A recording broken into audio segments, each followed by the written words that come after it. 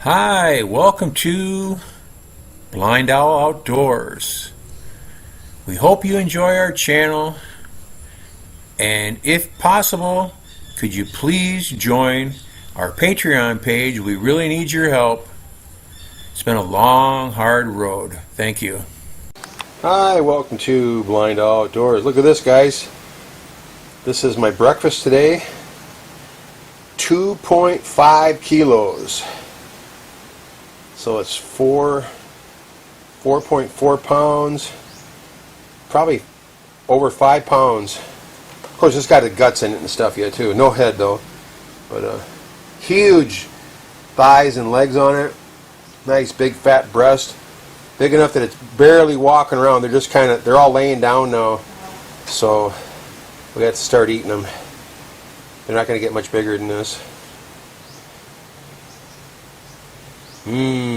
Breakfast. Can't wait. All I have is rice to go with it, but that's good enough for me. Rice and chicken's pretty darn good meal. Alright. Hi, welcome to BlindOwl Outdoors. It's November 29. We're down to 3 here and 3 here. Over here we had a dead one this morning, about a 3-kilo bird. Really sucked. We had a little light rain last night. That's probably why. Not sure, but it's not good.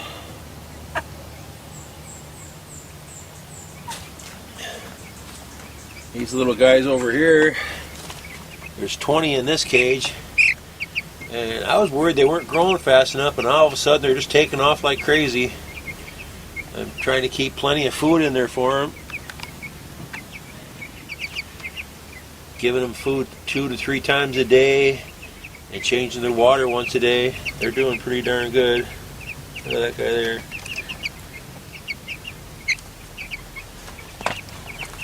In the last cage we have 4. And they're not eating much, they're sitting around a lot. They're getting so big they can hardly walk around. But I'm keeping food in them and watering them every day. I'm trying to get Marife to cook me one every day or so, but like today she's busy. Her sister's in from Idaho. Her other sister's in from Cebu, so they're all doing stuff together. Might get lucky she comes home for dinner, I doubt it. But I had chicken for breakfast 2 days ago. It was fantastic. Just a plate of rice and the breast of a chicken. I got one more pen here ready to go, half a pen. That's when these guys get just a little bit bigger. They're still doing good. There's still plenty of room in there for them to run around. Then I'll split these up 10 here and 10 in here. And I'm probably going to be able to get by with just these cages here. And then I'll get another. Down from down above. I'll get another 20, I guess. And I have a little metal cage I put them in for the first couple days, and then because you want them to be able to get close together to stay warm at night. But these are all of a sudden just doubled in size over the last 3 or 4 days.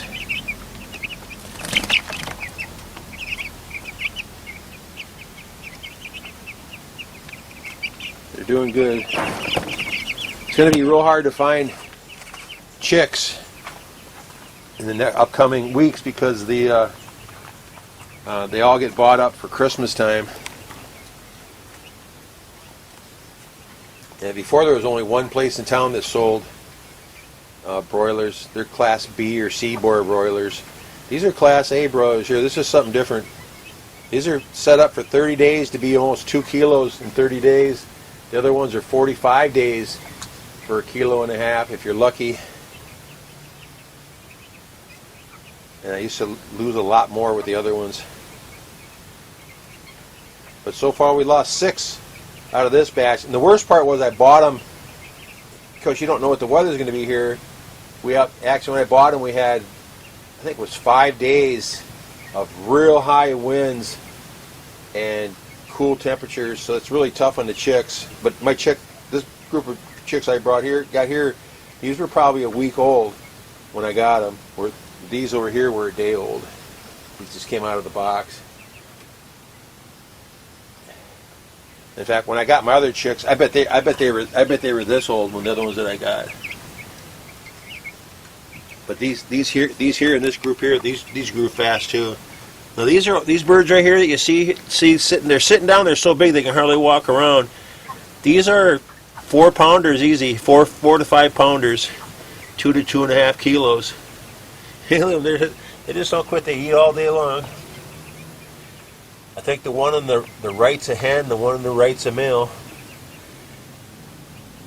And the males usually get bigger.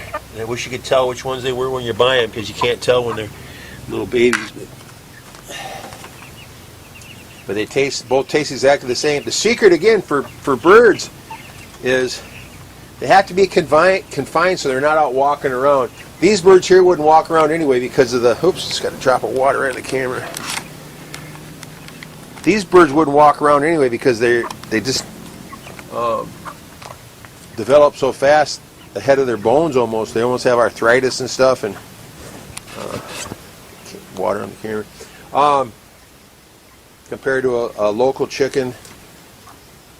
But a local chicken won't even get to be barely a pound. And they're stringy and nasty. And we've had layers before. One time we had 100 layers, and we lost 60 of them over the time they laid eggs. We had a lot of eggs for about 3 months. That was it. Maybe 2 months. And then nothing. It was a total waste of money. It was just a disaster. So we'll never do that again. The secret here is to have maybe 10 native chickens running around. And if you get there's a bird here called cabears. I haven't seen those for sale for a long time. They get pretty good sized birds. They lay eggs too, but they don't lay them. They lay them, but they don't sit on them. So you take the eggs that you find and put them in with the native chickens' nests, and they'll hatch them for you. But so far, with 7 dogs right now, usually 10 dogs, the dogs find the nests before we do, and they get all the eggs. So it's not really that good. Our big giant rooster, he finally died the other day. He was just about dead for a week, and then I came home one day and he's just gone. He disappeared. Either a dog took him or somebody else came and got him. We hit coming home from Talloon last night about 9 o'clock at night, we hit a wildcat, one of those civet cats, huge, in the car. Just ran right out in front of the car and we hit it.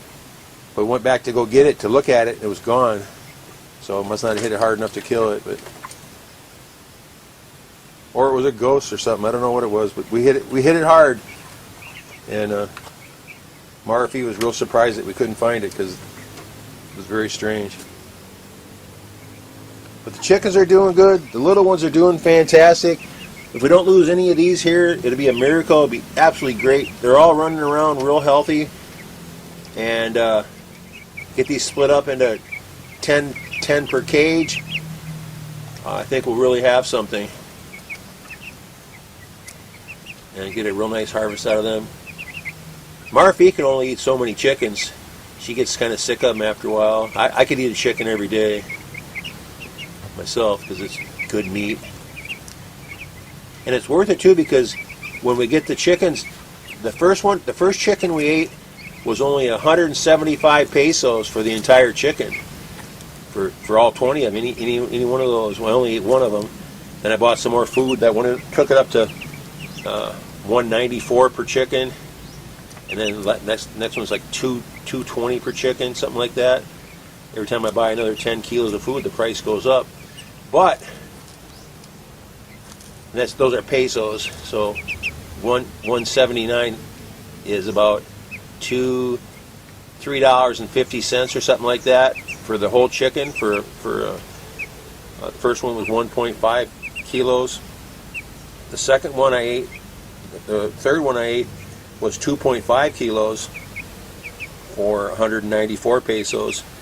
And in town, if you bought chicken in town, which is absolutely disgusting, their chickens are 350 pesos per kilo. So it's for 2 pounds. And we're raising them now for just under 200 pesos for 2.5 kilo bird. So it's more than half the price less. The only problem is here is you have to have money to buy the feed and stuff, which is our problem at the time and before, while we stopped doing it. And you have to buy the chicks. You know, you have to have the money to put out, and you got to have, you know, I have nothing but time to take care of them. It's no big deal. But it's a good investment. And if you wanted to sell them, like to the people that rotisserie them, you know, rotisserie chicken places, they only want them at a kilo, so that they're 3/4 of a kilo when they clean them.